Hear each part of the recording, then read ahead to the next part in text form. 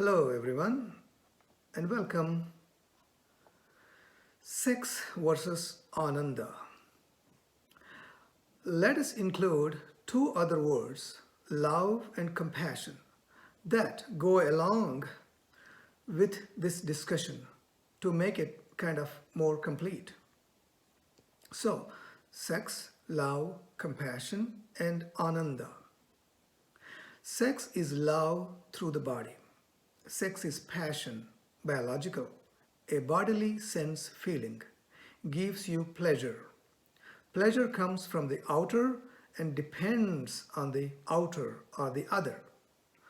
Opposite of pleasure is pain. Sex is just taking. Love is the experience of happiness through feeling and thought, body plus mind. Love happens through the body, feeling, and the mind, thought together. Love is psychological, gives you happiness. Love comes from the inner and the outer, still dependent. Opposite of happiness is unhappiness. Ordinary love is a give and take situation. Compassion. Compassion is love plus meditation. Compassion happens through the soul, through desirelessness. Compassion is divine, gives you joy. Joy is inner and depends only on you, but there is still an I that enjoys. Still, there is an element of duality. Opposite of joy or consciousness is ignorance. There is only giving in compassion, no taking.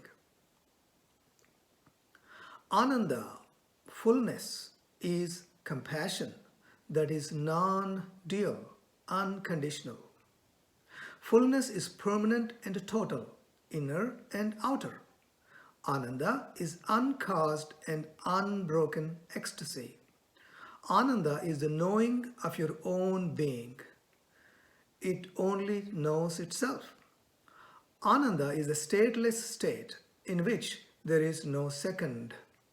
Pure love or Ananda, peace, completeness. Pure love is Ananda or peace or completeness. Ananda has no opposite word in Sanskrit.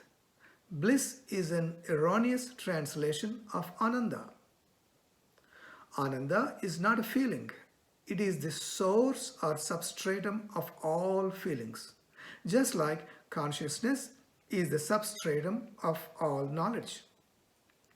So, with this background, how do we go from sex to Ananda?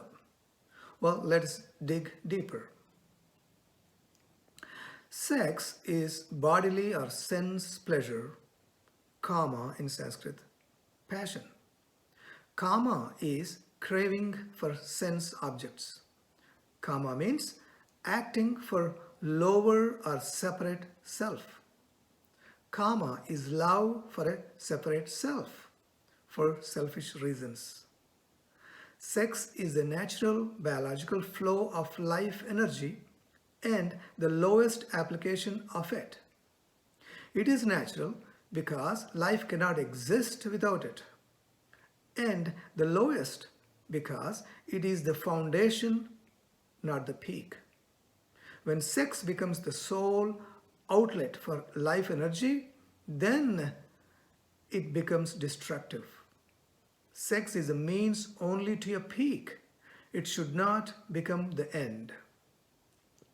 The same energy is psychological energy when it flows into the higher, towards the divine. Energy itself is neutral.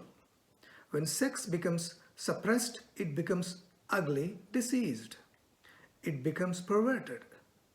Sexual energy needs to be transcended. How is it done? No sex. Move into sex consciously. This is the secret to open up a new door. This is the first step. So, use sex as an act of meditation. If you are aware, the act can become a birth for you, a divine birth. If you have passed through sex and feel companionship or friendship for the other, then love develops. Love is not a preface. Love is a flower. Sex is the seed. Love is not before sex, but after. If this love develops, it will transcend sex. When sex becomes meditation, it flowers into love, prema in Sanskrit. That is why love is the way to divine. Sex is physical, love is psychological. Love happens through the body, feeling, and mind thought together. Prema is higher love, higher than sex. Affection. The root of prema is pri. Pri means dear or pleasing. Prema may or may not involve sex. Prema is love for the other. Ordinary love is greed. Now begin to meditate on love. This is the second step. In sex, bodies were meeting. In love, minds are meeting with or without a body. Now see love as you have seen sex. See the communion. Then you will transcend even love and you will come to compassion. Compassion is a communion between you and the whole. Compassion, karuna in Sanskrit, is passion transformed. Compassion is divine. Compassion is the fragrance. Compassion happens through the soul, through desirelessness. Passion is towards a person or an object for yourself. Love is towards a person or an object for two. Compassion is towards the whole. Sex is exploitation. The other is reduced to a thing, an ownership. You are superior. It is an I-it relationship. It only gives me more. It only is give me more. Love is an I-thou relationship.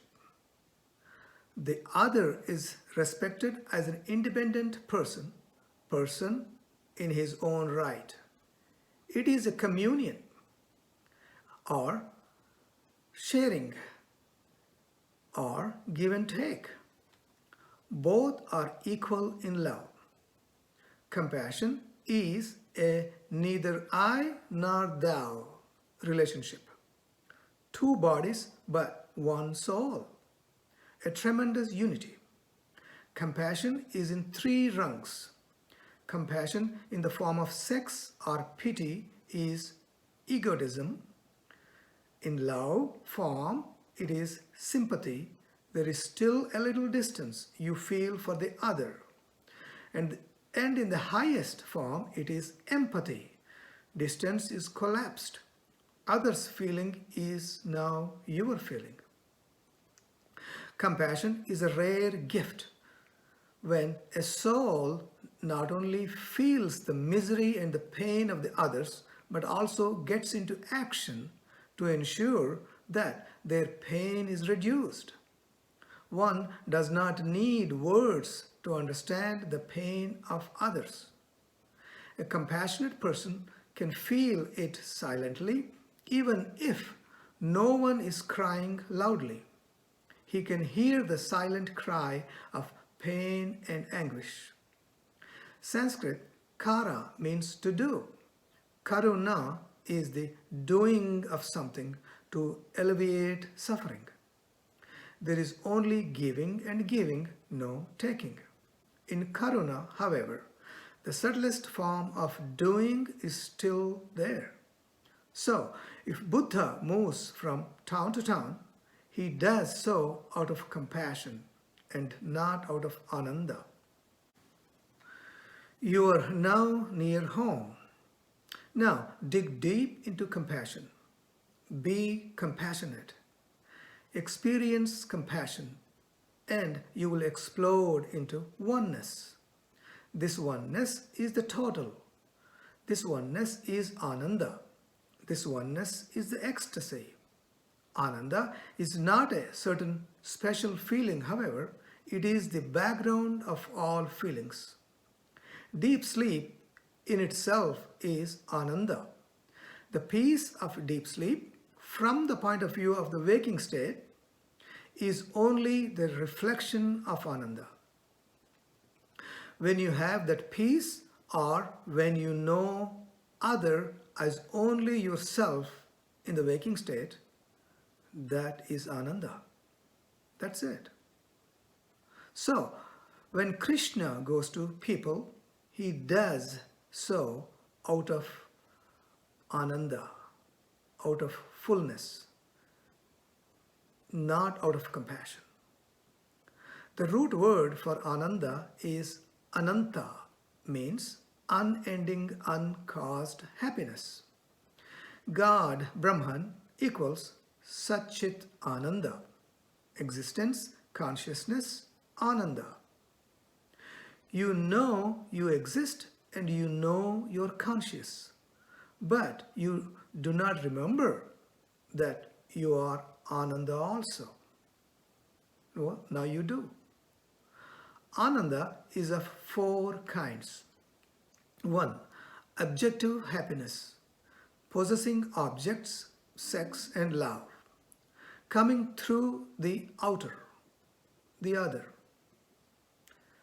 Second one, subjective happiness, compassion, divine love and meditation or samadhi, coming through the inner.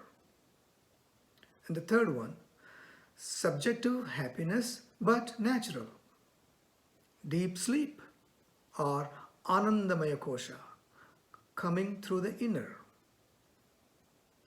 And the fourth one called Brahmananda, beyond object and subject, which is total, beyond inner or outer, non-dual. Brahmananda apparently gives rise to the other three Anandas. Love is a common and an ambiguous word used for all these stages of love. The three stages of love are physical love, psychological love, and divine love. And when these three stages of love are transcended, there is the spiritual, there is the fullness, peace, Ananda. There is the pure love. In love, sex and compassion are both mixed. The physical and the divine are both mixed. Love is midway between sex and compassion. Ananda means uncaused, unbroken and conscious ecstasy or bliss of fullness, of peace.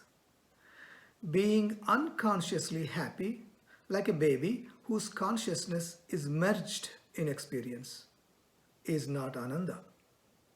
Experience merging in complete consciousness is a condition of Ananda. Consciousness knowing its own being. And when you are full and complete, you are desire-free. Ananda is a desire-free state because it is Brahman. In conclusion, sex is the seed, love is the flower, compassion is a fragrance. Ananda is total and non-dual. So, do not avoid or oppose sex or love. Go through the sex, go through the love to transcend sex and love.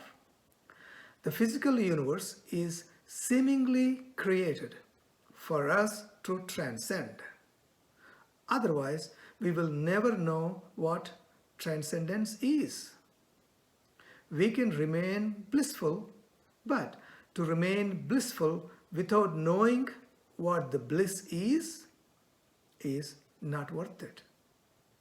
Thank you.